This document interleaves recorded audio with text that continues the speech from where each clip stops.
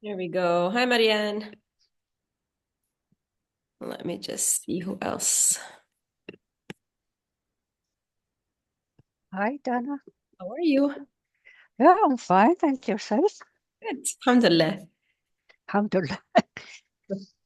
Just make sure everybody's going to be able to see the updated link. Okay, very good. There was a problem with the link Yeah, there was somehow, a and passcode, so I fixed it. Ugh, this technology. So let's just make sure everybody's able to make it in.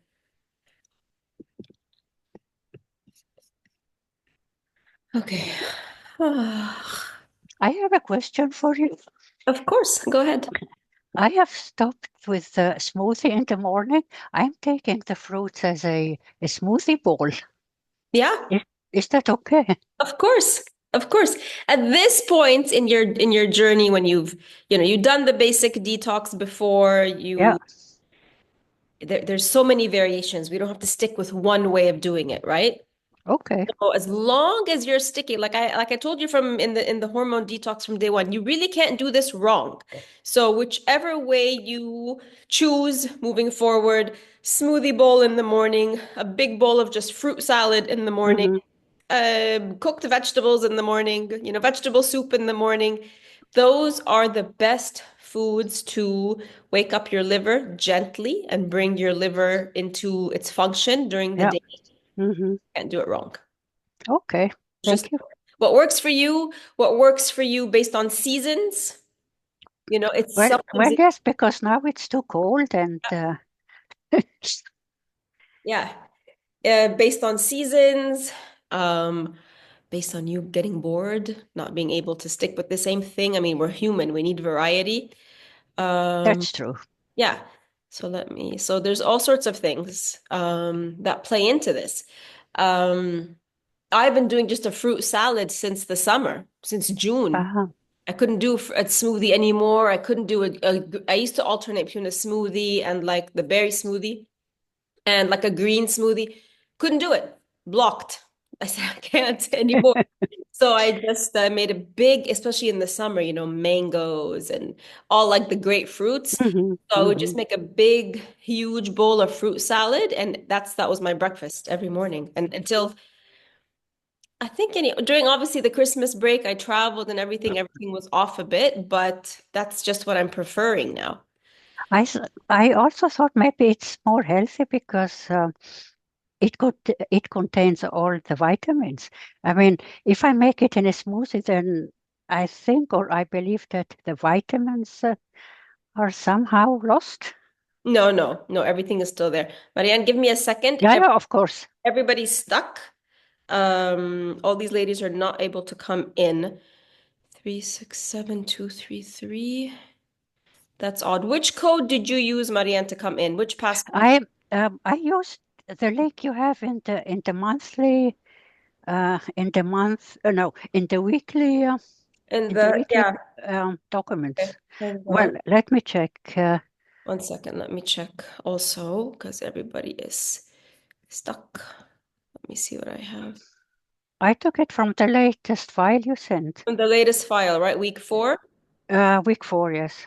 Okay, that's what I thought. Let me reshare it with everybody again.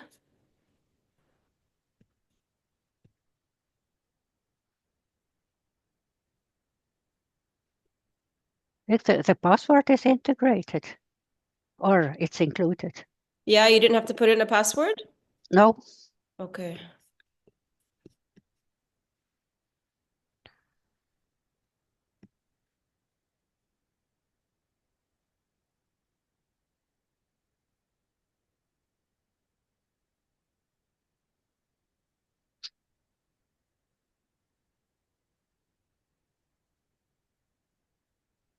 Everybody's stuck. Everybody's stuck.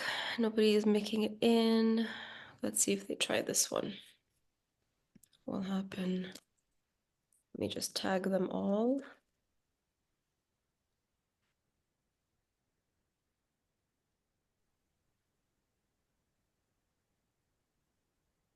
I think Nihad joined. Yeah, yeah, May. May is also stuck. Voila. Okay, let me see. Are they back in?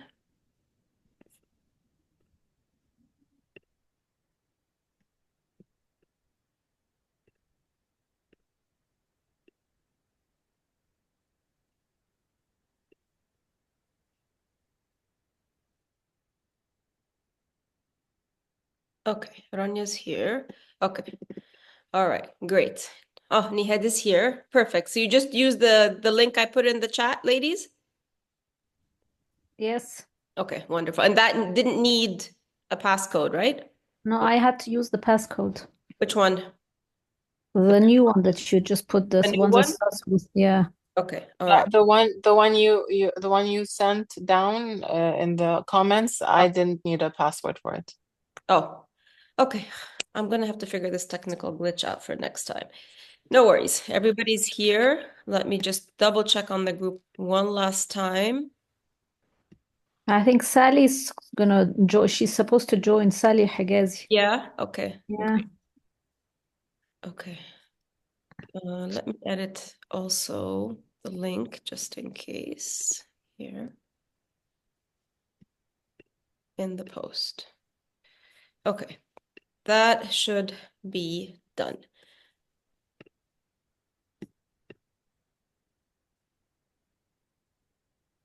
Hi, Dana. How are you? Okay, Ala made it. Besma is the only one missing, not able to make it through.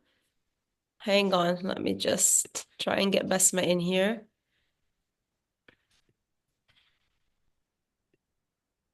Okay.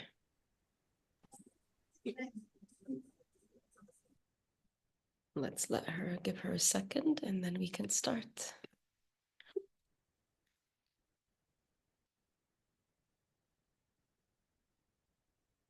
Okay, she said this one worked. Perfect. All right. Oh, you're here. It worked. How come I didn't see you? Oh, there you are. You changed the photo. That's not the one I'm used to. All right. Welcome, ladies. Today's our first primary food call where the focus is not on the books that we're reading, but the focus is on the primary food that we are working on for this month. And I know this one is coming at the tail end of the month. We've done almost all the work for our home this past month, but I started with the home because the home is where everything happens. Whatever it is you're doing in your life, you come back home. If you work outside of the home, you come back home. If you work inside your home, you're at home. If you're a stay-at-home mom, you're at home. Home is the heart of feminine energy. It's where you have the opportunity because it is your space. It is where you are. It's where you're going to find it easiest to cultivate your feminine energy. You might not be able to do that in a work environment where it might be very masculine and you need it to be masculine, but at home is where you start to relax back into it, go back into soft mode, go back into nurture mode, and the home is where the rest of the work is going to happen, right? Your relationships, those dynamics happen at home. Spirituality, maybe when you're depending on how you practice your spirituality, but it also happens at home. You teach it at home. You embody it at home. You are an example of it at home. Health happens at home, happens in your kitchen. When we get to creativity, when we get to joy, all happens, it can be cultivated at home. So this is why we started with this. And we did start, and it's the pace we're going to continue with, relatively slow. It's not any of the recommendations I give you every week. They're going to be one recommendation, regardless of which primary food we are focused on. We will build on them. So just because next week, we will start thinking about and talking about relationships, doesn't mean we're going to let go of the home. Ideally, by the end of this month, you should have completed the decluttering process. We underestimate the negative energy that clutter has on us. Most of us are not even aware of that energy until the first time we actually declutter our space. So it can take time. Some of you have done my programs before. Some of you are just naturally super organized and you're going to we would have had already a house that is just needed a little bit of touching up. Some of you are all the way on the other spectrum. I've seen some photos, before photos. You literally have your work cut out for you. But you want to clear the energy. You want to empty out that negative energy that's held in the disorganization, and the clutter. You want to get rid of it before you start working on relationships, for example, right? It's holding on to a lot of negative energy in your house. It's holding on to space. That's one of the biggest problems with clutter. It takes up space in your home for where other things that might have more meaning and more substance and more positive effect on your house should be in that space. Whether an actual physical thing or just creating voids for better things to come into your home, into your life, into your relationships. Don't underestimate the power of physically decluttering and letting go. It's a letting go also. So letting go of the old, symbolically, also letting go of an old mindset, old way of doing things, old way of seeing things. It is without a doubt one of the most powerful things you can do in your feminine energy to support your growth in terms of all the other areas of your life, but also very specifically in terms of nurturing that feminine energy. Take it gradually. Also, the way we do things and the energy we put into our tasks affects the outcome of the tasks. So don't go into it begrudgingly, like heavy, like, oh, I have to do this because Dennis said so, or, whatever it is you're telling yourself. Go into it with a sense of excitement and a sense of discovery. Turn on some music, make it something fun. If you happen to be in a home that needs major decluttering, and if looking at it is incredibly overwhelming for you, you don't even know where to start until now, I would say focus on your spaces first, your bedroom, your closet, the kitchen, the space where you're going to read, right? I would leave, for example, your kids' rooms alone. It's not a priority now. You don't function in those spaces. Yes, they might hold on to negative energy. Yes, they might hold on to just trapped energy. But if you're finding yourself unable to start because it seems like there's so much to do, then focus on your particular spaces first, and the rest will fall into place very gradually, very slowly. The other very important piece for the home is the ideal day exercise, which all of us, most of us, myself included, have been very challenged with. I've been doing this exercise, and some of you know, for at least 6 or 7 years. It's always been very straightforward. I look at the way I'm currently running my day, and I think, right, what's not working? Where are the time gaps? Where are the things that I'm doing, the processes every day where I'm actually more busy than productive. And it's always been very straightforward. And I would just make the tweaks, a few changes here and there, and just get on with it. This time, I did it I allocated 15 to 20 minutes because I thought that's how long it would take me to do it. And it did, but then I could not implement. Every day I would wake up and there was this resistance to the implementation of this ideal day that I had put in front of me. And it was very frustrating because I'm a very organized person, masculine. And I was like, this is not a hard thing for me. This is generally in my history of working on myself, implementing a daily schedule has usually been the easiest thing I can do. But it was just going completely against the grain, I guess. And so it took me a few days, took me a few forced sort of, here's what I'm going to do because I said this is what I'm going to do. Very masculine. For me to realize that my ideal day, the way I've been doing it, is just not serving me anymore.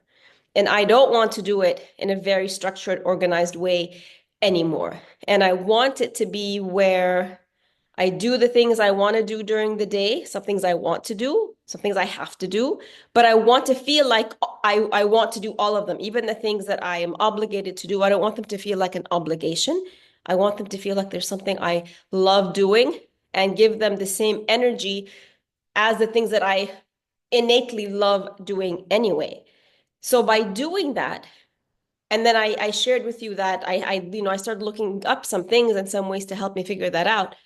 I realized that there is another way of doing it where instead of looking at the schedule, you implement according to your energy during the day. So I gave myself, I don't know, like a week to tap into and identify. So when I wake up, what kind of an energy is that? Is that an excited energy? Is it a lot of physical energy? During the middle of the day, what do I feel like doing? Is it more downtime? Do I feel like this is my time to do housework, be in the kitchen? Is it my time to write? Is it my time to FaceTime my kids? Okay, let me see the later afternoon. What does that feel like? What do I want to do in the later afternoon? So it took some time and then this was also difficult to implement because my brain was like, every time I tried to think of like, what do I really want to do now? My brain was like, oh, but you're not supposed to do this now. You're supposed to cook now. Your kids, your family is going to be home and they need you to make food. This is not the time to sit and read. Right now is your time to work. For example, there was all these things coming up. So if you're still working on this, and this took me time, be careful to the other objections that keep coming up from the habits that you've always had. So what I eventually ended up doing and realizing is that, number one, not every day is also the same. Because we are cyclical as women, whether you're still menstruating or not, you're still cyclical, believe it or not. You still have weeks where you're more energized and where you can do more and it's easier to do more. And then as you go through the cycle, you're going to find days where it's more downtime. And so you have to work that in as well. So I realized that not every day is the same. Not every week is going to be the same. If you're like me, maybe you're too hard on yourself if you're not being productive at the same level every single day. So if you find like one day you've done less than what you did the day before, you're hard on yourself. Berate yourself, like you should have done more. Why didn't you finish this as well? Why didn't you do this as well? Which doesn't serve. It only backfires in the end. So when you accept that we are very much cyclical, very much our energy goes through a monthly cycle, typically 28 days, and it's irrelevant of whether you are actually menstruating or not. It's a female thing. Then approach your ideal day from that perspective and see how it works out. That's not to say that my ideal day is finished or set in stone. I'm sure I'm going to still tweak it. I will have to tweak it because life happens. I'm going to travel. I'm going to go to Tokyo for 2 months. My ideal day is going to be thrown out of the window. I'm going to have to reimagine, recreate another ideal day because 2 months it's not a little vacation. It's a big chunk of time out of my, daily existence that I have to figure out. And so a lot of you have been telling me you also have this issue where you feel like there's constant change in your life. Every time you feel like you're settling into a routine, you're finally getting into daily habits that serve you, something happens. You need to travel. One of your kids has an issue. You have house guests. It could be a million things. So we also need to allow for when life happens. All right. So let me know, ladies, if you need support right now, specifically one-on-one support around your ideal day, or if you would like to share your experience creating your ideal day and whether you've been able to figure it out or not, if you're still challenged by it or not, let's have that conversation. Basma, what do you mean by I'm more busy than productive? Isn't busy being engaged in something and being productive? Not necessarily. So you could spend 2 hours. For example, I've noticed with myself, I could spend 2 hours thinking I'm being productive in my groups on social media, answering a question here, answering a question there, and then I go off and then Maybe I will do something around the house, something little minor, and then I'll come back and then, oh, I had to write this email and let me write a little bit of an email. So for an hour, I'm doing little bits and pieces of different things. When the hour is finished, not one of them is actually completed or 100% fulfilled. So a lot of it has to do with kind of being scatterbrained and trying perhaps to multitask. Definitely, if you're being very productive, you're busy in the production of something, but you can be busy and not be complete in productivity, if that makes sense. Ola and Sarah. Okay, so let's, one by one. Basma, first let me know if I've answered that question for you or you need a follow-up or not. Okay, you're welcome. Ola and Sarah. So have you started at all? If you haven't started at all, hello? If you haven't Hi, started, Dana. hi Ola, how are you?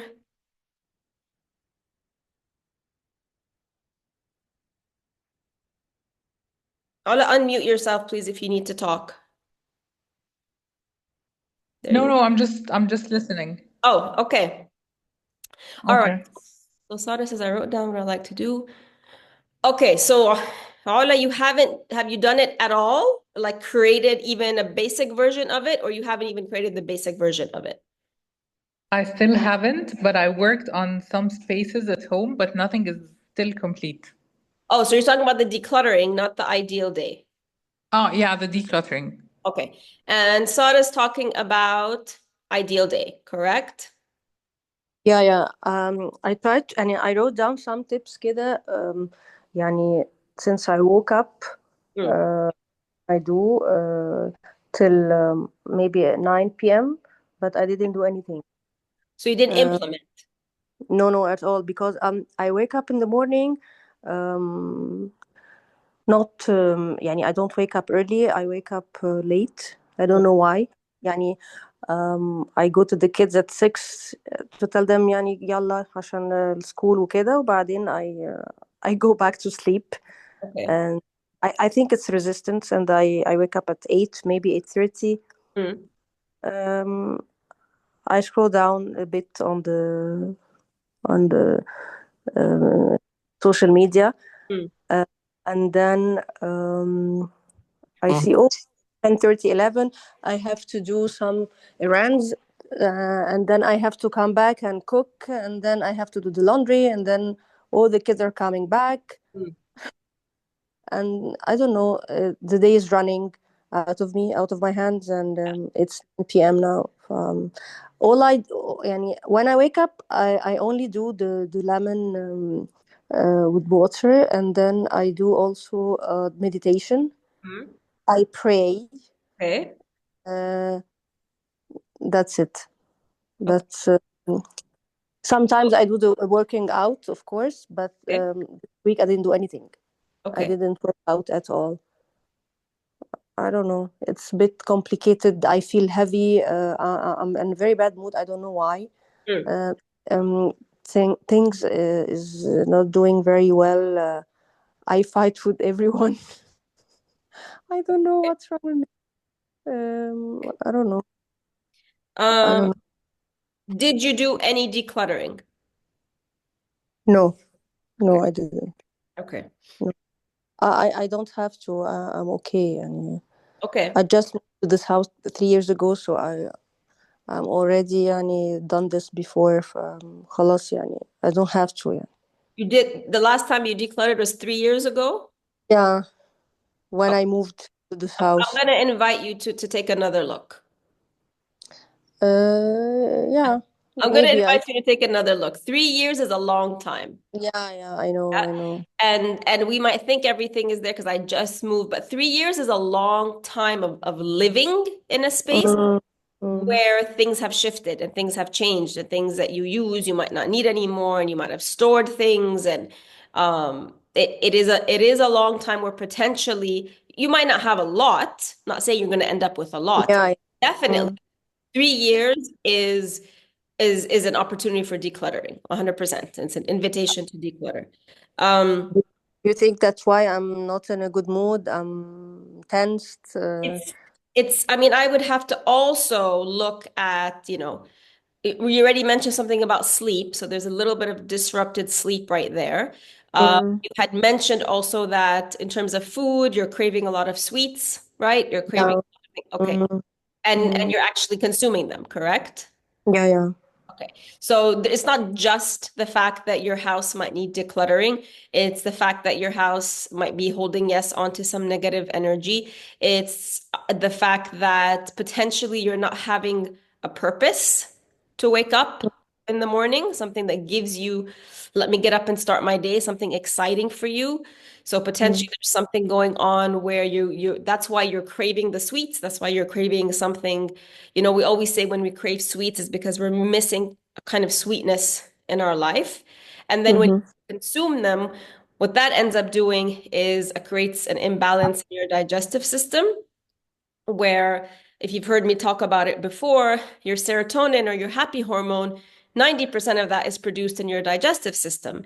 So if the digestive system is compromised from regularly, right, consistently eating the foods that are, the whole list of foods, processed sugar, caffeine, bread, pasta, junk, that list that I always talk about, mhm, your digestive system, which is your happy hormone factory, is not able to produce enough happy hormones to put you in a good mood. So it's kind of like a vicious cycle. It is a vicious cycle.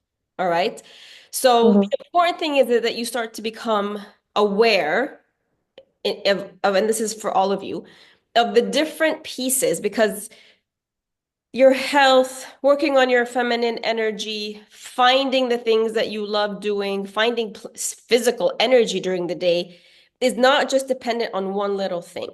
There might be a factor that's playing into it a little bit more than another one, but we cannot just say, oh, it's just this, right? It's not just the decluttering. It's not just your need for sweets. We need to look at it as a whole. But from what you're telling me, it looks like the deeper need is for Sada to find something that will have you jumping out of bed. mhm, As a mom, obviously, jumping out of bed at 6 a.m. to get our kids ready for school is not exciting. We do mhm. it, but this is not this is not the fulfillment that anybody They wants to. are not kids, by the way. They are 18 and 16. Oh, okay. So But you're totally past the romantic phase. You're totally, Mhm. past that. You've been there, you're Yeah. done. It's time for you, 100%. Okay. So Mhm. even the waking up is not even anything productive, really. It's just you're going through the motions. And the way that you've described your day, there's a phrase that basically says when the day runs you, you don't run the day. So it's very much like a passive reaction to your day versus it being a creation of your day. So I would say for you, Sara, we need to think about, and I would like you, I invite all of you to think about this, and it's something I ask my clients to do all the time. What would excite you to get you out of bed? What would have you going to sleep the night before, so excited to finish the night so you can wake up the next day and get up and do whatever it is? And I want you to think about it in no definite terms. And I want you to think about it in a way that most women actually find quite challenging, because our brain automatically goes to, but what if? When we think about our true desires. Remember, we talked about our true desires on the last call, with respect to how the desire was described in the two books as nothing happens in life unless you've tapped into your true desire, whatever that is. And if it's a desire that's coming up from deep inside you and it's in alignment with you, nobody can make that desire wrong. So we need to actually do that. If you're not living a life where you at least have acknowledged what your big desire currently is, then what is the point? You're going to wake up every day aimless. You're going to wake up every day just going through the motions, right? So I need to go and do the laundry. I need to go and pick up the kids. I need to go and do the groceries. But what is it that lights you up? We're always going to have tasks as women, as mothers, as wives.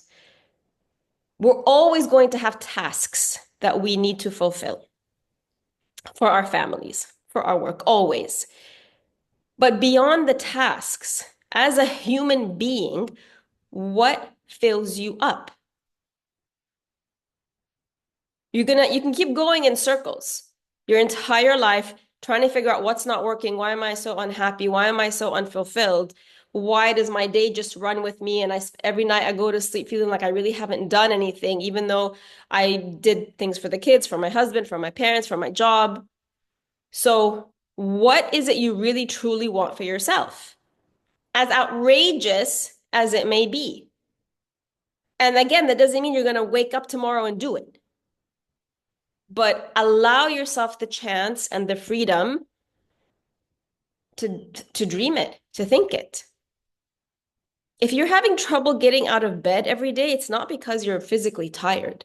It's because all of you, it's because you're mentally drained. And facing your day, facing that routine of your day with nothing in it that lights you up or excites you is mentally draining. It's going to be harder for you to wake up every single morning. Yes, we know there's some physical issues, but really the bigger issue is not being able to get out of bed in the morning or having to force yourself out of bed in the mornings because you're dreading your day. So you wake up, Sada, do the little thing with your kids, and you go back to sleep because you don't want to face the day. So this is where the ideal day comes in. How can you create a day you don't dread waking up to?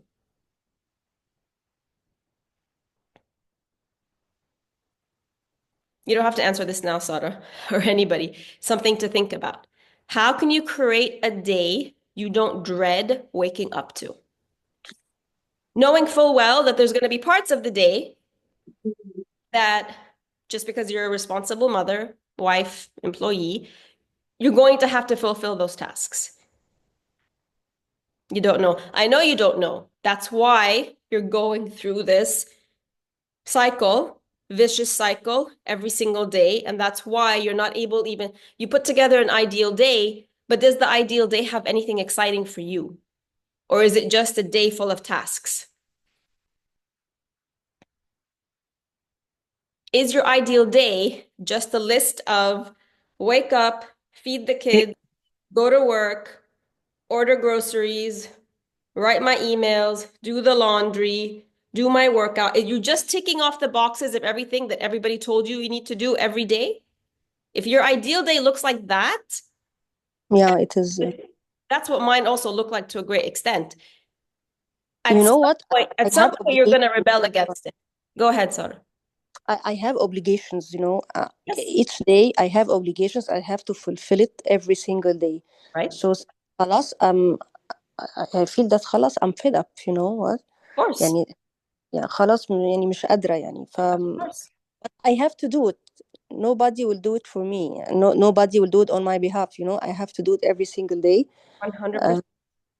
And it's obligations. And even if I want to go to work out, and I used to do it a lot, and it was okay, it was nice, the feminine energy when we were reading last week. It was okay, it was nice, but I don't know, I'm fed up, I'm bored, it's boring, I'm bored. I don't know what's happening with me, but and I told you before I have lupus. Yeah. I don't know if lupus is something that is affecting what I'm feeling, or I don't know. I don't have an answers for this. It's really complicated, really tough, really heavy. Sharp. I don't know what to say. You don't need to know what to say right now. I'm just posing the question. You're not going to have an answer for me right now, but I'm sure you're speaking for most of the women here. Mhm. And yes, 100% you have your obligation. That's precisely what we're saying. It's not about, And I have guilt all the time. If I didn't do anything, I'm guilty all the time. I have to cook for the kids. I have to do مش عارفة إيه. I have to do the errands. I have to go to my parents. I have obligations all the time, and not all the obligations I want to do it, but I'm forced to do it. You know what I'm saying? I mean, ladies, put up your hands if you relate Mm, at any I'm level, forced. all of you, on any level, all the way, a little bit, just a little, all of it, right? Mm, Everybody. You're not alone. This is all of us. So mm, find some comfort, at least in the fact that you are not alone in this feeling. You're not alone in the experience of this on a day-to-day basis. Nothing has gone wrong here because, again, with all the responsibilities we have, we cannot let them go, and we don't let them go. So, but they're just that, right? They're just obligations. There's no balance between the things you have to do and things that you want to do. Let me tell you something happened to me on Friday. Yeah. I was invited to a birthday, and then a very nice new place. Yeah. And looking forward to go and see my friends. Very nice one. And then when I stepped in, after 10 minutes, we had a call, me and my husband, that my son is he has something in breathing, and he has attacks, asthma, الحاجات دي, and he's in the hospital. His friends took him to the hospital, and he's in the hospital in 6 October, and I'm in New Cairo, so I have to run all the way, me and my husband, to see what's going on. And فقلت يا ربي يعني حتى اليوم اللي أنا I was planning to go and have fun and to see my friends and to change a bit. It's very, really amazing place, a new experience here in Egypt and so, and I didn't even enjoy it. Yeah, أخدت بقى my bag and we run بقى to the hospital يعني. But since Friday, I'm really frustrated. How is your son now? He's fine, alhamdulillah. He has an asthma, and يعني since he was 12 years old يعني. This is something also makes me feel يعني anxious. I don't feel how can I say it? I don't feel calm because of it, you know. I'm always worried about him. Of course. I know he's 18 and so on, but I'm always worried from his attacks, from his asthma, from all these things. يعني يعني I don't feel well since Friday. That's a tough one, right? Yeah. And something that, unlike everything else we talk about when it comes to ourselves, right? When it comes to our kids, if there's anything going on with them that we feel is not within our control, this is a huge source of stress, of course. You know, you feel like there's like a part of you is just walking around somewhere, and I think we have that feeling anyway with our kids, that just the part of us is walking around and we're never 100% sure. We're always worried, but obviously when there's a specific medical issue, then that's going to add to that. But what would make the biggest difference to you? What starting point would make the biggest difference for you out of everything you've said today? I want to calm down. I want to calm down. I can feel there is a lot of negativity around me. Not everything is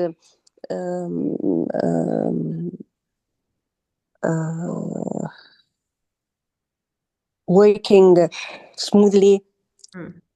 There's a lot of obstacles all the time. Struggling. I don't know why. يعني نفسي كل الحاجات دي تختفي بقى. تعبت يعني الصراحة. Yeah, we hear you. We hear you. يعني I need peace of mind. I need peace. How would it feel to have peace of mind? Can you describe waking up with peace of mind. How does that look different than your days now?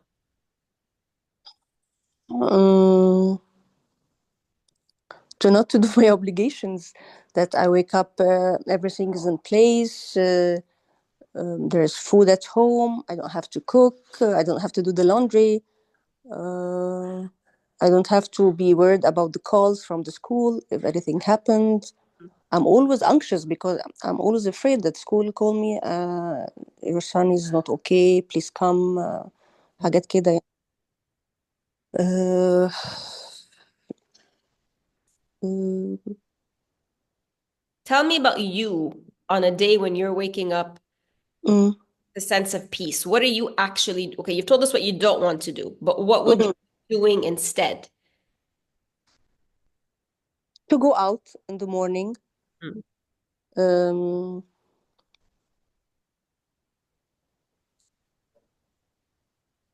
to have a nice breakfast, Okay. With to who? meet people, with my friends, um, to travel. I really want to travel. How many I of you didn't. want to travel, ladies? How many I of mean, you, if you could wake up tomorrow and money wasn't an issue and there's somebody to cook and clean and take care of your family and you could leave your job and nobody gets hurt, nobody gets offended, everything's perfectly fine, how many would wake up tomorrow and travel? Me. me, of course, I want to travel. Right? Last time I traveled 3 years ago. Okay, right? This is a desire, ladies. Yeah. About your desires, this is a desire. Okay? You might feel like it's you know, uh in this economic situation the world is going through, this is not important, this is not a necessity, this is such a frivolity, I can't even, bring it up when, we have school fees that we're talking about, when everything around us is becoming more and more expensive. And here's my one desire is to do something that costs a lot. No matter how you cut it these days, it costs a lot. So probably the first thing you'll tell yourself, oh, but it's too expensive, all of you. Yeah. In this day and age, the first thing you're going to say when you say, my desire is to travel, the first thing you're going to say is, oh, but it's too expensive. How? It's too expensive. How? And even if the issue, okay, no problem. Nope, I can do it. I can't leave the kids. Right away, I can't leave the kids. So who's going to take care of the kids? Who's going to make the food? Who's going to do this? And then a million excuses come up. But in a heartbeat, I said, does anybody have this desire? And you all went, yes. Now, obviously, unless you become one of those, bloggers whose lives revolve around traveling nonstop 365 days a year, we're not going to travel 365 days a year. But how would it make you feel to wake up every day with the prospect of a trip coming up, with the prospect of planning for a trip coming up? Anything revolving around the idea of using your brain to think about pleasure versus using up all your brain cells to think about your obligations. All of you, how would that feel? You just wake up and just think about it and just dream about it. And by the way, that's the first step, which you learned in Think and Grow Rich, right? Is when you have that desire and you think about that desire and you focus on that desire and you don't even worry about the how. Somehow, if you're true to that desire and you follow the steps, because that's one of the things you can do with Think and Grow Rich, right? Is put a desire that I want to travel, and it works, ladies. Somehow, it appears. Might not know when, might not know where, but it appears. So our mindset in all of this process is really key. And this is what I was going to get back to also, Sara, about this, is you keep saying everything is a struggle. I don't know why everything doesn't keep working out. Everything is a challenge. Even when I want to go out, the one time I want to go out, it doesn't work out. Pay attention how you're speaking to yourself.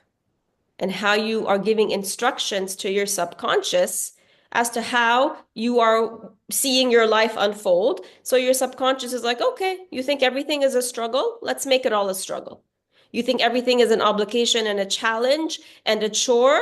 Okay, every time you wake up, I'm going to show you how much of a challenge and a struggle and a chore your daily life is going to be. You think that I can't even go out once without enjoying myself and it gets cut in the middle? Okay. How many of you ladies remember the thought model? Oh, yeah. Ladies who, Emel remembers it, good. Ladies who have been with me for a while, Nirmeen, of course, you just did it. Noha might just remember, and Mike, because they literally just did it. Marianne, recently. Sandra, also recently. So you can't keep functioning from the same stuck brain setting moving forward, right? You can't keep functioning from that same I'm stuck brain set. It's not going to happen, right? You cannot move forward with this pattern. And most of us are not aware of this. And what I'll do, I'll post the class that I just did on the thought model as a refresher, so you guys can watch it. I do this class regularly with the hormone detox program. This needs an actual going in reprogramming of your brain, because if you're trying to change this year, but you're approaching this year with the same exact way that you've been thinking last year and the way before, and your thoughts are still thoughts of, this is too difficult, I'm always stuck, this is too overwhelming, I can't do this, then you're going to keep repeating the same behavior. Nothing is going to change. The thing is, we just don't know. We have to catch these thoughts. Nirmeen, go ahead, because I think you said you need to leave. I wanted to share something with the ladies because I've been there. My son is now married, so I was there during running through this daily chores, and I wanted to say, really, if you decide to dedicate some time for yourself, nobody will object to that. We thought that we had a list of things that we needed to tick off, and if something falls off, is the end of the world. But really, after I'm 54 years old, nothing was the end of the world. I haven't done that at that time, but with all the young couples around me, and especially friends with the kids still in school and stuff like that, I always say that just drive your kids to school, take a book, go sit somewhere, have a read, have a piece of paper, write down anything like the thoughts that Tana's saying, or anything that you want to do at some point of time. If this is just for half an hour and an hour in a day, and it's fine. If one day there's no cooking, really, it's not such a big deal. Really, it's not such a big deal. If no laundry has been done because you don't feel well, some things are much more critical. I think the most important thing is our mental health and our well-being. I haven't done that, so I'm not preaching at that time. I haven't done that at that time, but I have been doing this now for almost a few months. I can't claim it's for a long time, since just September. And the amount of opportunities that brought to my life was magical, really. Just that, to dedicate time for oneself and to know that you're the most important aspect of this whole equation. Like, for your well-being to be good, for the others to be good as well. And really, what culture puts into our head, that lunch at that time, or laundry at that time, or this certain meal, or this certain exercise, or these are things that we have pressured ourselves with. It's not normal. I've lived in other countries and with other couples from different nationalities, and they don't have all these norms, and their kids are fine, and they go to college and life goes on. I think we burden ourselves with this cultural norm. That's totally my personal my personal point of view. Thank you, Nirmeen. I think she definitely hit the nail on the head with some of those, right? Nothing's gonna happen if the laundry's not done on time. Nothing's gonna happen if the meal is not done on time. Noha, go ahead. Hi, Dana. Hi, everyone. I wanted to add a little bit on, yeah, I agree totally with Nermeen. And I wanted to add, you can always take 2 hours in the morning, the 2 hours that she wants to go and read or do whatever, and go do something like go to the gym or do some yoga. Just take away your phone, switch it off for 2 hours, and make sure that your family knows that you're not going to be available during those 2 hours, and just take those hours for yourself, do whatever you want to do, and by time they're going to get used to you not being there, and it's going to clear up your mind for the rest of the day. I find that if you start your day like that, you get a very productive day. You're going to be in a much better mood. Things will be a lot better than not having a schedule, even if you actually have a schedule after that. But at least take those 2 hours to just clear your mind, feel like you have no obligations. You don't need to think about anything else but yourself. And I think that would help a little bit. What about the guilt, Noha or Nirmeen? Well, I honestly, because I went through this exact dilemma of I have 2 kids who are 1 year apart. So for many years, they were tiny. I had to be there all the time. And I was such a hands-on mom. It was tiring. And the only thing that took me away from that feeling of guilt 24/7, even when they were in school, when they were being taken care of, I always felt like I need to be by the phone in case something happens, or I need to pick them up, or someone gets sick, or anything, and I realized that I'm gonna get sick. And at one point, I stopped being able to care for them because I wasn't okay. So I decided that actually those 2 hours that I give myself in the morning are good for them, for everyone else, because then I have energy to do everything for them. Because without that, and I'm not preaching, honestly, but it took me, I think that I went through really tough stuff with my parents getting sick with really big things.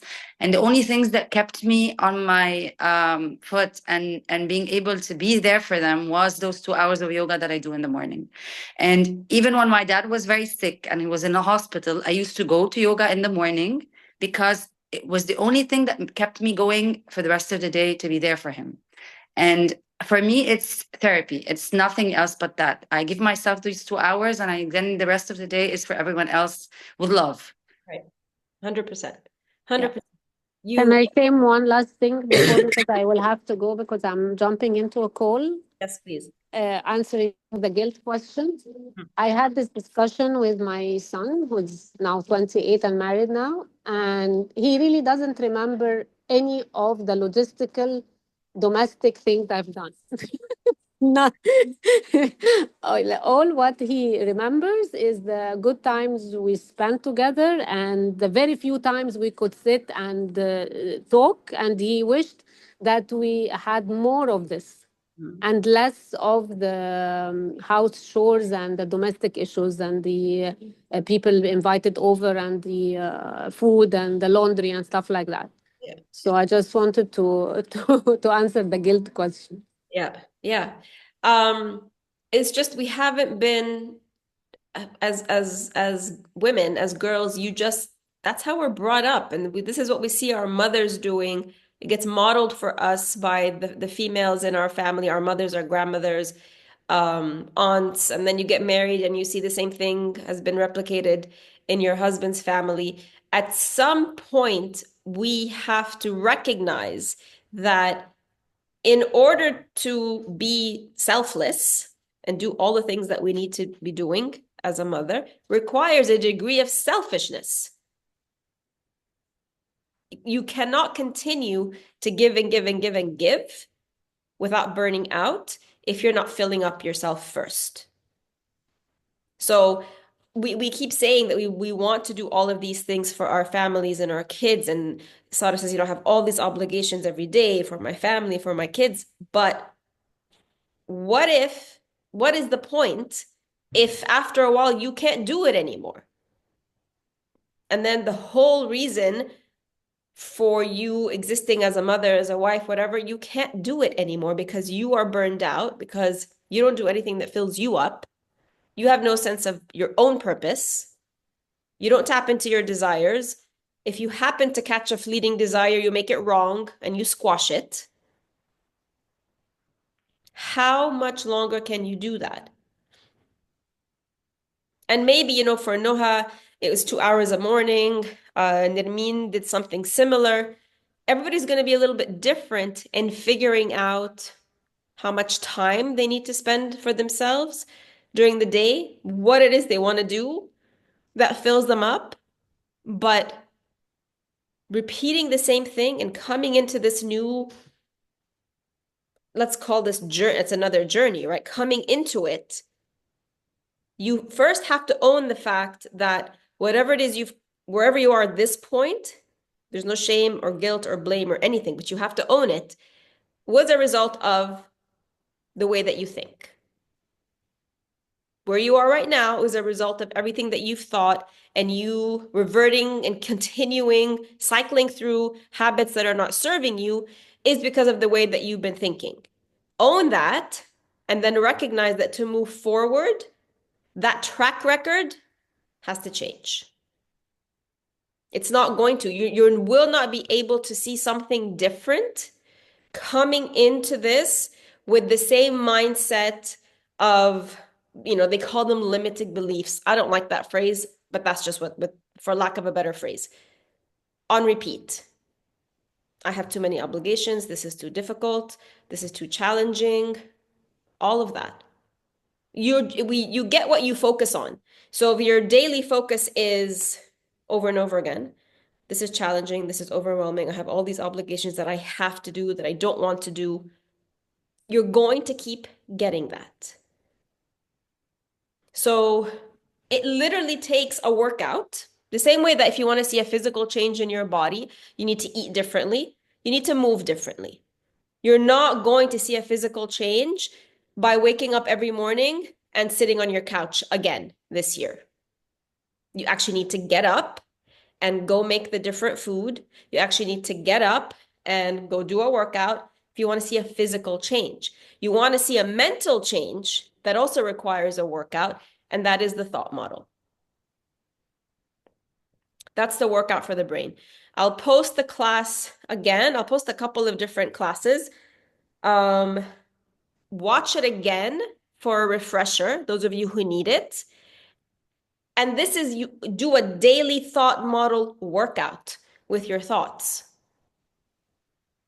Because they're not just going to change themselves. People who tell you, oh, just replace one thought with another without doing the actual steps of the thought model, it's not going to take you far. We actually need to do the mental workout. I call it the mental workout. Sandra, go ahead. I just wanted to share my personal feelings this week. Is actually for some reason, since I've read the masculine versus feminine energy and all this, so I'm embracing the feminine energy, but maybe a little bit too much. Like I'm sleeping all the time. Actually, I feel tired even if I went to bed at 9.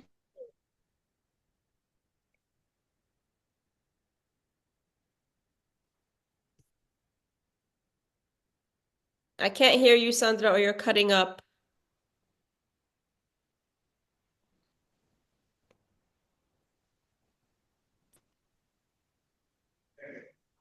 Can you hear me? Oh, there you are. Now you're back.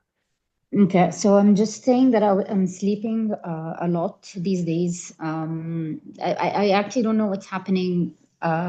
Is it the cold? Is it my food? I don't know, like just something is off, and I'm always tired. So I wanted your thoughts on this one. I used to swim a lot, like 3 times a week, maybe 4. Now I'm not swimming at all. Which I wanted to go back, but I mean, like it's always easy, like to miss a day or 2, and then when you restart the routine again, it's just takes some time. So here's the thing. we are in winter. And we're cyclical in as women in our monthly cycles, but as human beings, we go through seasons. And we are in the winter season, which is a hibernation time.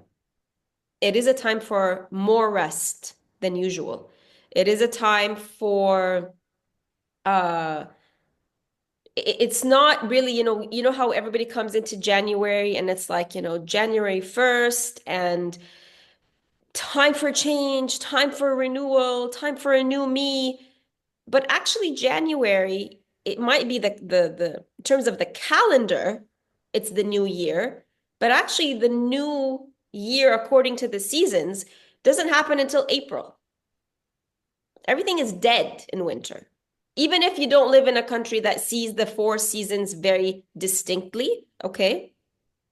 We are in a season of hibernation where animals hide, they go to sleep, they rest, lots of rest to get ready for the actual birth that happens in the spring. So food aside, because this will always impact how your reaction with the seasons, right?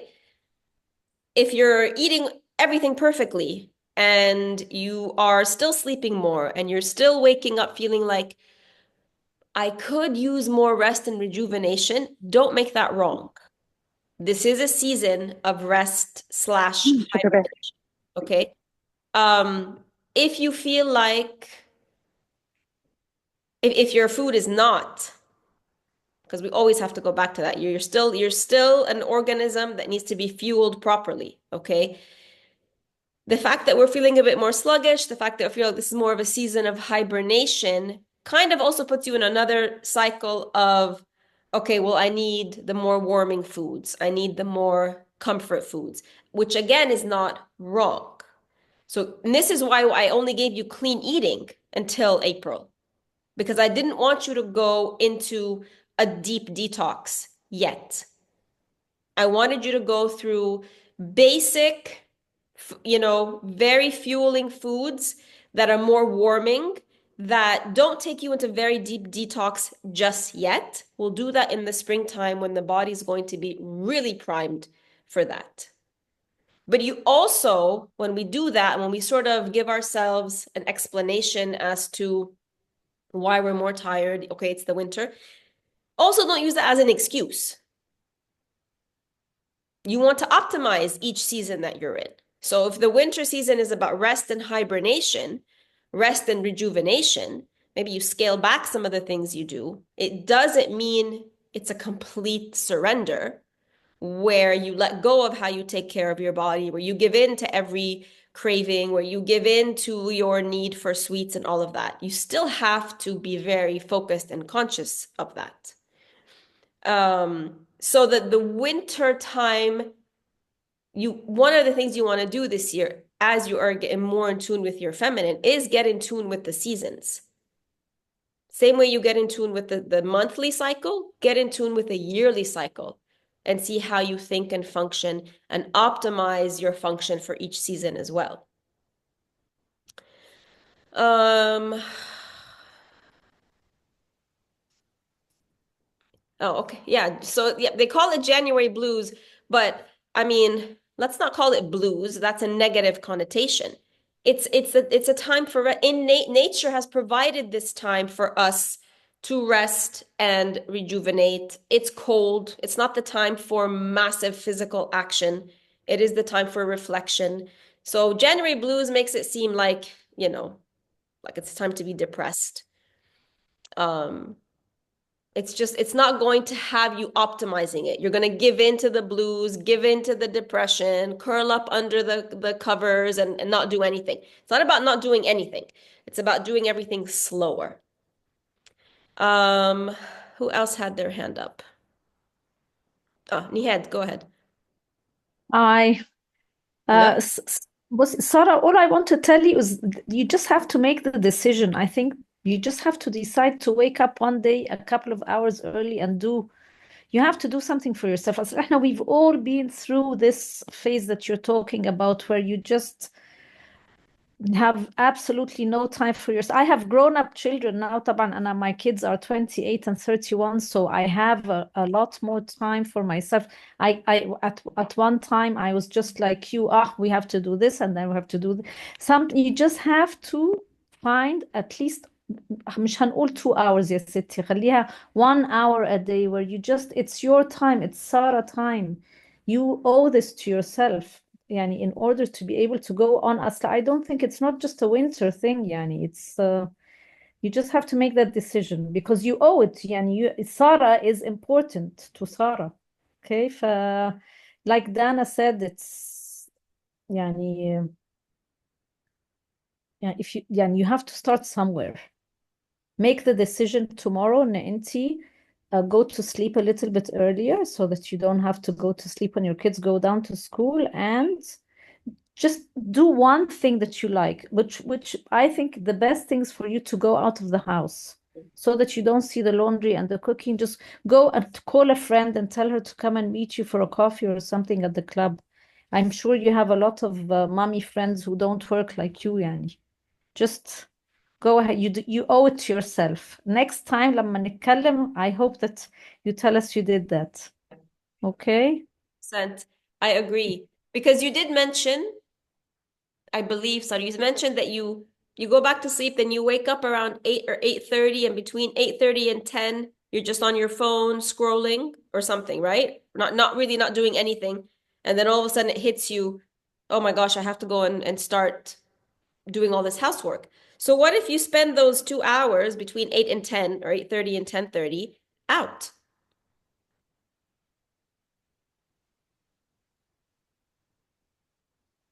We're spitballing with you here, right? We're just trying to throw out ideas. But if already you have this chunk of time, which you're saying is not you're not doing your housework, you're not doing your chores, you're not doing anything. So why not take a break, either alone or with a friend, leave the house and see if that doesn't at least shift your mood a little bit.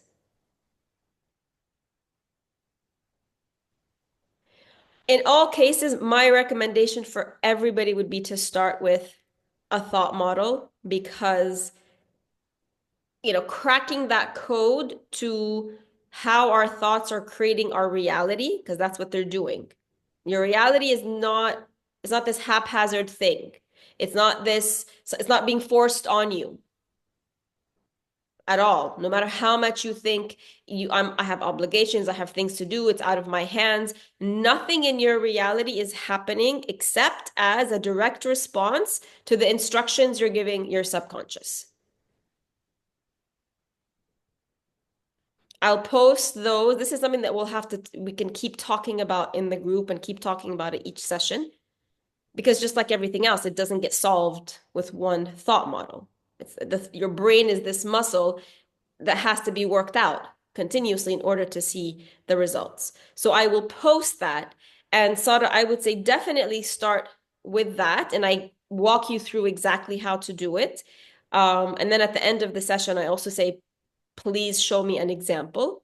So I want you to show me an example on the group of your thought model. This will be more clear when you actually watch the session, and we take it from there. All right? Okay, all right. All right. Sally, did you have your hand up?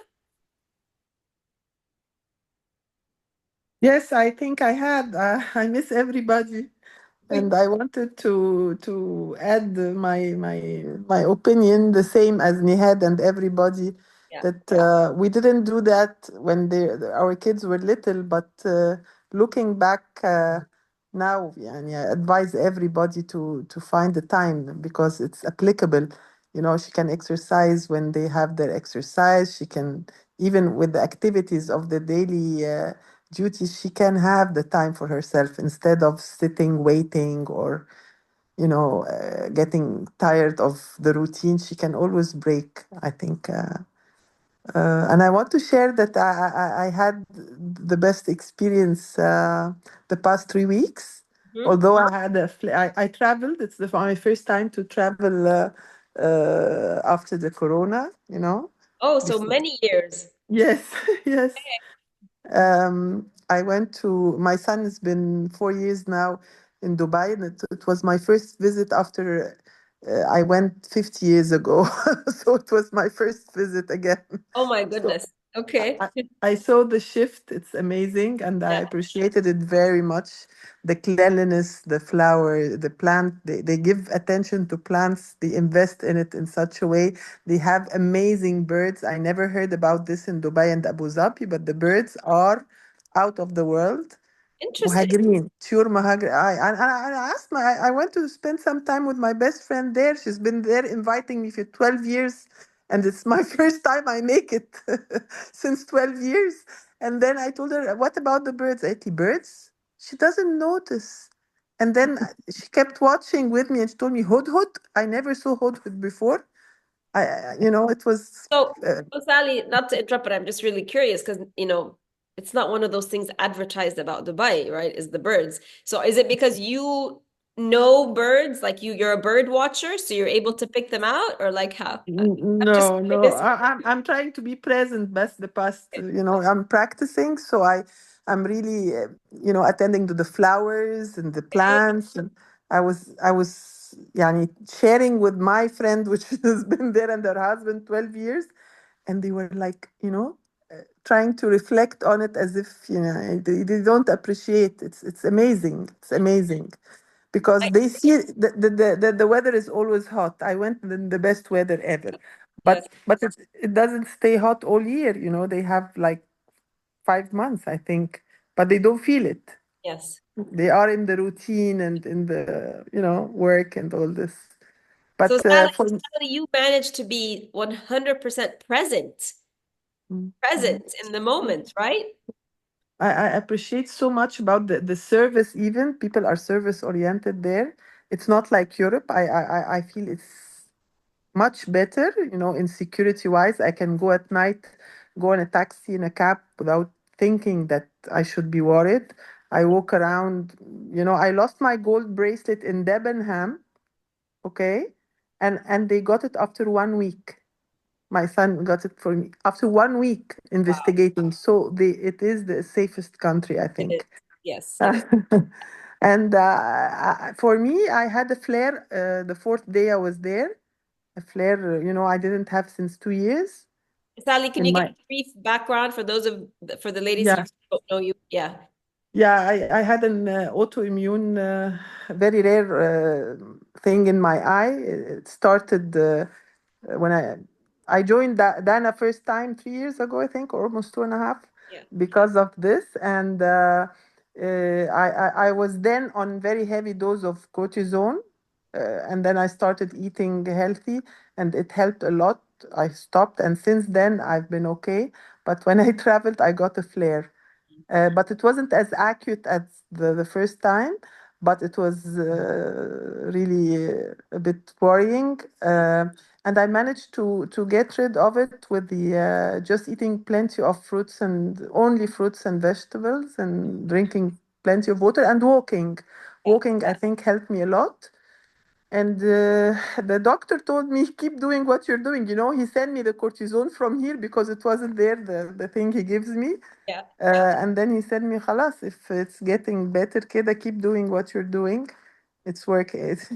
He feels it's a crazy thing, but يعني so I mean I'm very happy to be able. I felt that يعني things happen for a very good reason, that I traveled and I experienced this to believe more in the lifestyle I'm having and to feel يعني not fed up, because I was a bit of making eating a chocolate and then spitting it. I told you about the spitting technique I do. I think I was doing it too much. Yes. So it affected me, of course. And I was overweight 5 kilos in summer, and I felt it's because I ate a lot of mangoes and dates, I think. I think it's hormonal, yes. No, mango. Hormonal. No, you also ate lots of other stuff, Sally, that you told me about. So let's not blame Yeah, it. but it was fruits and fish and يعني لا, I never ate cakes or something like this يعني. I didn't completely break, but But with my age and my menopause, I think I put weight, but I managed to lose it in this 3 weeks, almost all of it. Amazing. So this is another thing. And so how is the flare up right now? لا خلاص I had an appointment today with the doctor and I said that it would be too much because I just arrived at night. So Yeah. I thought I'll focus with you in the meeting and then go tomorrow. I think it's I'm doing very well. Amazing. So it is magical, yeah, Dana. And I appreciate and I have great gratitude for you because you believe in it very much. And when I become weak and like fed up, I feel that I can get back when I text you. Which is normal, by the way, right? We're humans. We're not robots. We have our ups and downs. The important thing is to recognize when we're in, there's seasons, there's ebbs and flows. And so everybody goes through that. So the important thing is not to feel like you failed ever. The important thing is to recognize, right, it's time for me to pivot. It's time for me to, get back to what I need to do. And then you do it. And the point is, sorry, I'll just add this, that you don't think so much in whatever, down. You don't stay Yes. long. Yes. You just touch and then you don't leave yourself. You just pull up and it works a lot. Thank you for sharing. Thank you. Thank you, Sally. Marianne, go ahead. Okay. Hello, everyone. I want to come back to Sally. I think she said that Europe is not so secure as in Dubai. If I have understood that correctly, well, in Switzerland, it's very secure. I can assure you of that. Switzerland is not Europe. Switzerland. I worked with Swiss for 10 years. They're very different, I know. Okay. So if you ever come this way, do let me know. And I will. I would love to meet anyone from the group. So, Ladies who want to travel. Wow. Yes. Look, it has literally, right? Just in the conversation about travel, you have an invitation to Switzerland. They manifested. They manifested. Manifestors, women manifestors in the group. Yes. Collective consciousness. Well, what else? Yeah. So I was in Dubai a couple of months ago. I have some family there, so I went to visit. And what Sally said, I mean, it's very clean. The people are very helpful, especially for those who are, let's say, above 60. So if I went in a shopping center alone, and then I stayed maybe until evening, and then I wanted to catch a taxi back. And then it was a very long line of people waiting. And then I went to the security officer and said, look, I am over 60 and I can't stand all this time. And then he said, yeah, of course, go ahead. So it was fine. And it happened also in a few other places. So in a museum or the Expo City we were. And I think it is something which we don't have in Switzerland, and it's an Arabic country, although it's much more of a European country than an Arabic country. It's a mix. So everything is allowed. Allowed, and it has to be lawful, of course, but I felt myself free. I want to come back again to the January blues because I really felt down and depressed. So at the beginning of January, in the Christmas time, my Christmas is on the 25th of December. So of course it was a big family gathering with friends and family members and so on. And then the New Year was also full. It was very eventive, and we went out to eat and everything. But then in January, everything stopped. I have lost several family members to cancer the last couple of years. Also, my brother has passed away. And then I thought, my God, no one phones me anymore. My cousins, they used to phone every now and then. Of course, my brother, his family, so on a weekly or sometimes on a daily basis. And then when January came, I thought, my God, I am now all alone. The family members who went are not there anymore. My brother is not there anymore, so I felt these blues. But then, so mid-January, when we started your program, I thought, yeah, it's a good thing. So it's a good thing to start something new in January. So we started with a program, the reading of books and organizing things at home, and so I came out of it. Okay. And then something else with the burnout. You have mentioned also burnouts. Unfortunately, I had 2 of them where I was completely out of order. I could not work in this time, so twice I had that, and then after that I learned to say no, and also to have more me time. Regardless if someone says, yeah, but it's not, I mean, come, we have to make this and that, we have to go shopping. And then I said, no, I need this time for me. It could be 1 hour, 2 hours, maybe a couple of days. So, alhamdulillah, things are going fine.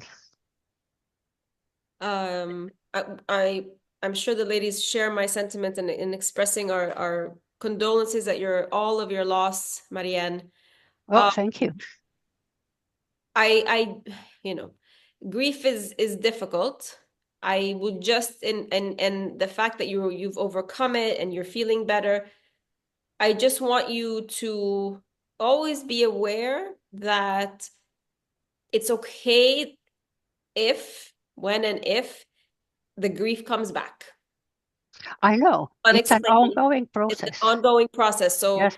Allow yourself to do that, even as you're working on things that give you the feeling of being alive and give you purpose and fill your life. I love what you said. 2 things that you said I think are really important for the rest of the ladies here. The fact that you felt free when you were traveling, the feeling of freedom is something we don't allow ourselves as women. So as you're thinking about your desires very specifically, or Sara, you're thinking about how you want to create this day of yours, what would give you a sense of freedom? If I could travel every day. Right? All of us, if we could, right? I don't have the resources for that. Right? But that feeling, so what else? There must be for all of us something else that gives us that feeling of freedom. And one way to do that, Marianne, you also, I don't know if you connected them, consciously or not, is saying no. Yes, I have. Saying no is an incredible tool that gives you freedom. You're not tied down, feeling out of guilt, usually, people pleasing, that you always have to say yes to everything that's asked of you. So to learn to say no, this is probably one of the hardest things we do or learn as women, as mothers, is to say no. It is. At the beginning, it was accompanied with guilt feelings. Of course. But saying no means saying yes to yourself leads to freedom. Traveling aside, right? It will lead to freedom. The freedom to make the decisions for yourself, the freedom to have time for yourself, the freedom to make decisions for yourself, the freedom to allow yourself to just dream of your desires. Basma, I just saw your comment that it's hard because we haven't done this. What did you say? In 10, 15, 20 years, maybe our entire lives? We haven't. We're so busy fulfilling everybody else's desires, right? And it is a tough question. But what I've found with women is they can't even dream, just a dream, no action required. Dream up your wildest desire. That's it. That's all I want you to do. I'm not saying go and take action on it tomorrow. But even the act of imagination, the act of daydreaming, we don't even allow ourselves to do that. This is what I want you to think about and to tap into that. All of you, is that desire. Noah, is your hand still up? Like, did you have another question or you just forgot to put it down?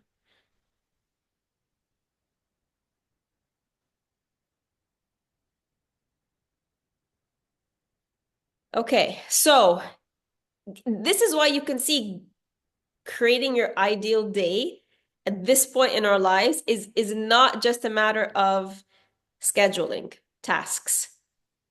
Here's what I have to do. An ideal day in and of itself, by definition, right, is very different than reality. You're looking at an ideal, okay? And we always have this struggle in our life between what's real and what's ideal. There's always that struggle in our daily life, always. But that doesn't mean that it's just something that, okay, we always have to work on, means it's not worth working on. So Sarah and everybody who still haven't been able to create an ideal day that feels in alignment with you, what I will do, first of all, let's just say I'm going to put some resources in the group tomorrow or the day after, things about tapping into your desire, in addition to the thought model sessions, to help you in this process, okay? So make sure to look out for those. For those, I'll tag everybody when I share them. It does require you to sit down and do the work. I know that I've been in courses before, and maybe you felt this way about this course, like, oh, it'll be, relaxed. And we're definitely trying to be relaxed. But I've done courses before where I've gone into the course, things with mindset, things with a coaching business. And I felt like, oh, this is going to be really easy. I'm just going to attend the calls every week. She's going to give us some stuff to do every week, and I'm just going to do it, and I'm going to get the results. And then I start, and I realize that true change and true results, it's going to require me to sit with myself and think and figure out and rethink and refigure out, learn and relearn, potentially for a few hours a week, digging into what you want, into what you desire, doing the thought model, shifting those thoughts, right? We're going to require work. Do not think of this as surface level just because we're doing it at a slow pace. Nihed, go ahead. I was just going to ask you a question about the ideal day. Do we include our working hours? طبعا. Yes, well, yeah, because there's, like we said at the beginning, there's parts of your day that they're not yours. Whether you go to work, whether you are at work from home, there are going to be parts of your day that are things you are required to do. So you do have to put those hours in. You can't pretend they don't exist, right? Okay. You have to put those chunks of time in. And then the rest of the time, which is up to you, completely up to you, you're the one who decides what you do with that time, then that you can create it whichever way you want. Okay. Thank you. You're welcome. I see some questions about Delia. Go ahead. Hi, Dana. Hi, everyone. So I have two things to say. To start with, something for Sarah. I think this is a very simple exercise that wouldn't require a lot of, effort or anything. But the gratitude exercises, if every day just before you go to sleep, just say 5 things that worked well instead of what didn't work well. You'll just shift your mind to focus on what's working for you. So gratitude is like an upward spiral. When you are more grateful, you feel better, and then you're more grateful. So this might work for you. Yes. And the other thing, I didn't do the ideal day, but I've did the ideal week, because every day is not the same. So for example, on Wednesday, I like to work. Yep. So I don't do, I don't go out, I don't walk, but Mondays and Tuesday I like to walk in the morning. So I didn't like have a fixed one, but I spread it throughout the week. That's definitely a way of doing it, right? And also that's a really great idea, Delia. Thank you for that, which is those of you working your days still, is to chunk your days. So not everything has to be done every single day, especially when it comes to housework, right? You can decide on like 2 days a week that you're going to do all of your laundry on those 2 days. And dedicated, focused. 2 days, I'm going to do that. The other 2 days, you can be focused on food shopping, food preparation, cooking for more than one meal. So that it's not that you feel like every single day I have to do the same tasks over and over and over again. And then you can leave one day where you do nothing. Totally up to you, right? You've cooked, you've done the laundry, the other 4 days, you have one day during the week. So I'm not talking about weekends. That's just for you to do whatever you want. So you get to create this in any shape or form that you want. There are no rules. You want to do one full day of like massive housework. You do the laundry for the whole week. You set up a system. You cook for the whole week. You spend 8 hours at home doing everything. And then the rest of the week, you're free. That also works. You could also delegate. Maybe you want to hire help. Maybe you want to have a housekeeper. Maybe you already have a housekeeper, but you do some things yourself and leave some things for her. Maybe it's time to let go of some of that. Maybe if you don't, maybe it's time to consider getting some help, if that's something that works for you. There's so many different variations to creating life. There is no right or wrong way. There's only the way that gives you the best life that you want. All right.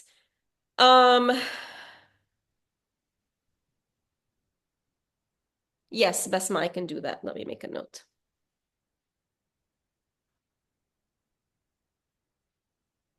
All right, some of you are asking about the somatic exercises. Who here, of all of you ladies who are here, are doing? I can see some of you are already doing it. Who have purchased it and are actually in progress? Amazing. Amel, Delia, Marianne, Rania, Nihed said yes, she's on it. So the reason I included this, Sara, you're also doing it, is because everybody here is stressed. Everybody here has been stressed. The sources of stress in our life are not going away anytime soon, okay? If you have been storing stress in your body for a long time, that level of cortisol can make it very difficult to regain health, to actually feel calm, to lose weight, right? To feel a sense of accomplishment in what you do, to be able to do tasks during the day without feeling like you're constantly rushed or that no matter what you do, it's never enough. So these somatic exercises are very specific, targeting cortisol levels, targeting your nervous system. And this is something, I discovered a few months ago. Yes, we lower cortisol using food because cortisol there's 2 sources of stress that trigger cortisol. Internal sources, anything you put in your body that the body tags as an invader or as a toxin is going to raise cortisol levels. And then, of course, you have the external sources. So your job, your parents, your spouse, your kids, you name it, world events, those are all external sources of cortisol. And if you're not aware of it, the amount of cortisol that can be pumping through you at any given time in the day can be way above cortisol is actually all of your hormones are there to help you. There isn't a single hormone, despite what you might be feeling, there isn't a single hormone that was created to make you unhealthy or to make your life difficult. Cortisol is a very important hormone that was created to create a balance inside your body when there is none. When you're not even aware that your body might be going through some kind of internal upheaval, your body uses cortisol to balance things out, whether that's from inflammatory foods, whether that's from, coffee, things like coffee. Anytime your body needs to fight or flee, Cortisol is there to help you through that.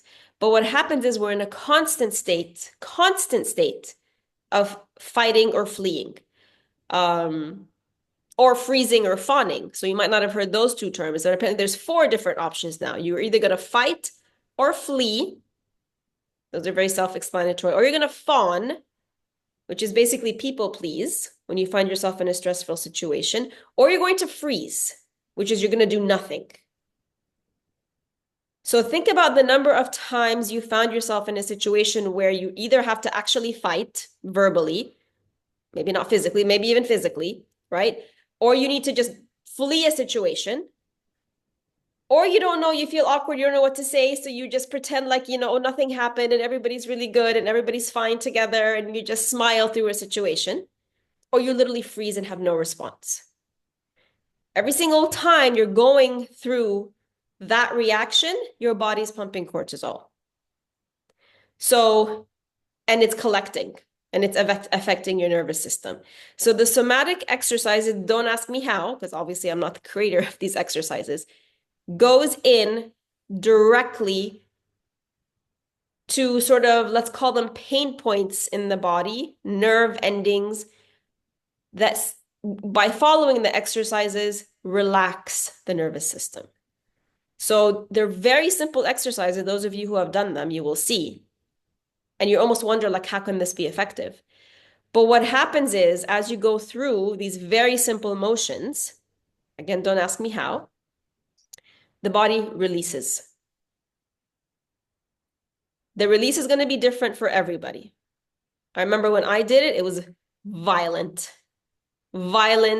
convulsive release of tears. Mine was very much grief-based. So, but not everybody needs to go through that. It might just be, and then also doesn't happen while you're doing the exercise. So some of you have asked me, the release doesn't typically happen while you're doing your 15 minutes of the exercise. The release happens when you least expect it. So be prepared, I want to say. The release might be mild and it might be extreme. Everybody's different. Don't be disappointed if you're expecting an extreme release and you don't. If you have a breakdown somewhere and you're not sure why, you forget that you've done the somatic exercises, that's going to be why. At the most basic level, if you don't have a release, you're going to start to feel more calm. You're going to sleep better. So don't underestimate, again, something as simple as these. It's between, I think, 10 and 17 minutes most days. And if you finished it, her recommendation is to take a little break, I would say, before repeating, because you might have the release a week or 2 after you've completed. If it's been months like myself, I'm planning on repeating it again, just because I felt the incredible difference in my overall general, less anxious, more calm during the day.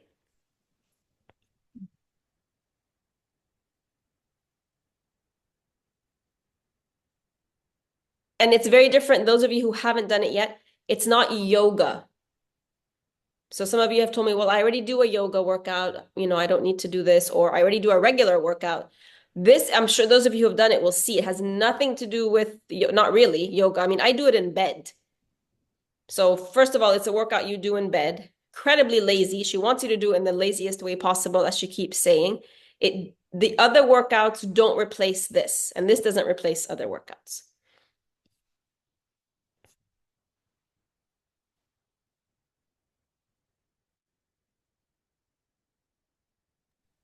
What I noticed when I'm doing the somatic exercise, I sleep better.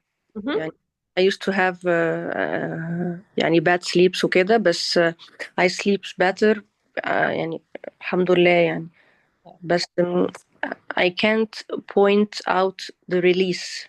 You just said maybe I have to wait after I finish. I'm in my 22nd day, I think, today. So I have to wait by 8 days to see. Don't try to pinpoint the release or try to decide, you know, I need to have a release today, or why don't. Part of the process is the letting go, complete surrender. Yeah, we'll do that. Anybody else have want to share anything about the somatic exercise or anything else we've done this first month?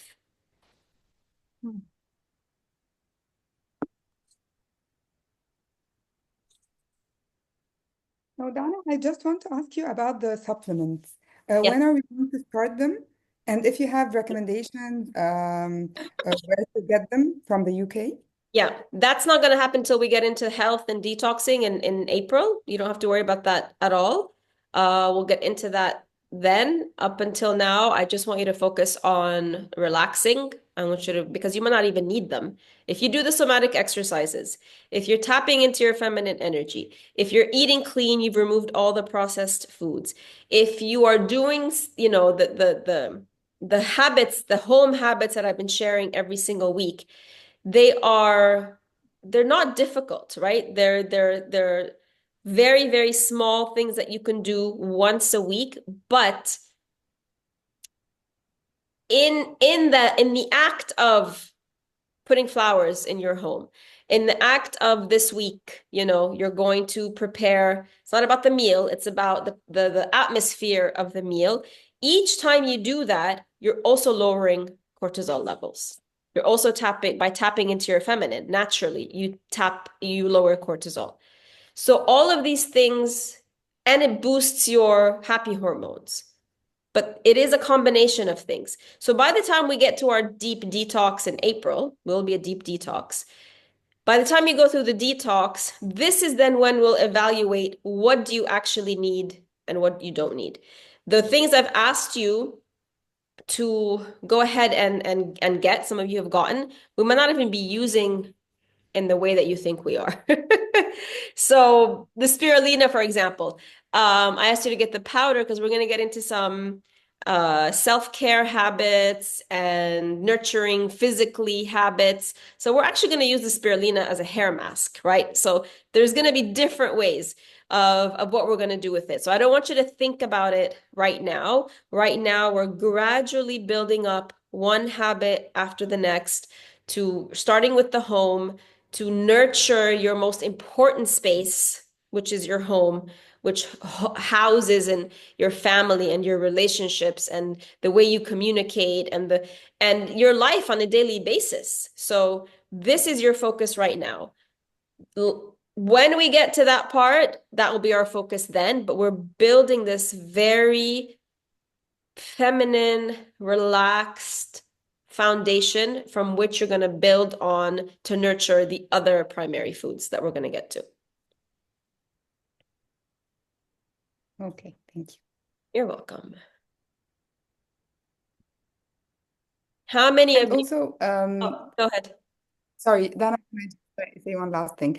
The lemon water, it just gives my teeth sensitivity. Okay.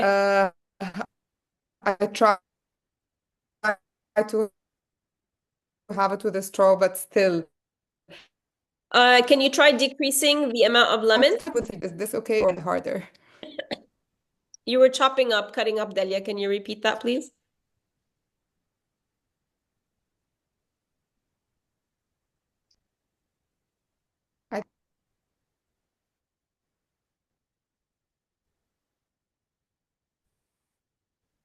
Sorry, I think you wrote.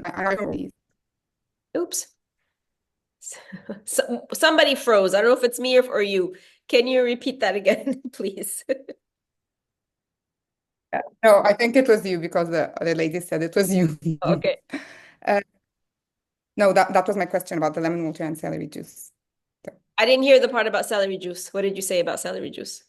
No, I'm totally fine with celery juice. I was just saying if I can replace the lemon water with celery juice because it Yes. gives my teeth some You sensitivity. could, yeah, you could, or you could also try just decreasing the lemons in your lemon water. Like do half the quantity of lemons and see if that makes a difference.